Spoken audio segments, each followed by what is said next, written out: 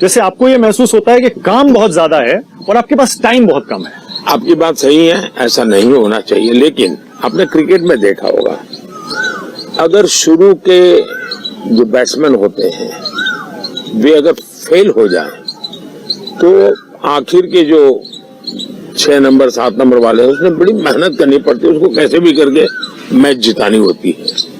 मेरे केस में ऐसा हुआ है कि करीब 60 साल तक सरकारें चलना तो छोड़ दीजिए, इतने गड्ढे किए थे।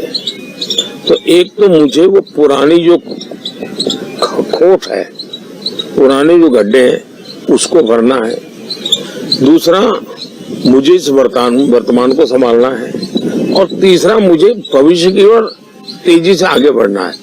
तो मेरे प्रयास, अगर पहले की सरकारों ने अपने अपने दायित्व को ढंग से निभाया होता, एक्स्ट्रा काम करके नहीं, रूटीन काम करके भी निभाया होता, तो मुझे आज इतनी मेहनत नहीं पड़ती।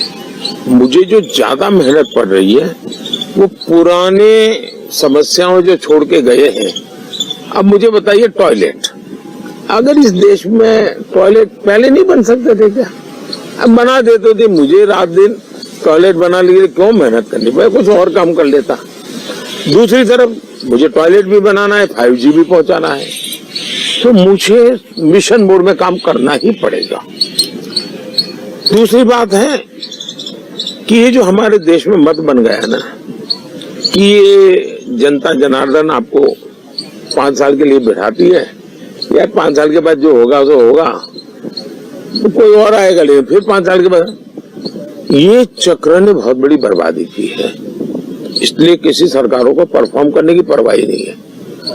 मैं इस देश के लिए कुछ करना चाहता हूँ, देश के भविष्य के लिए कुछ छोड़ करके जाना चाहता हूँ, और मैं इमोशनली कनेक्ट हूँ।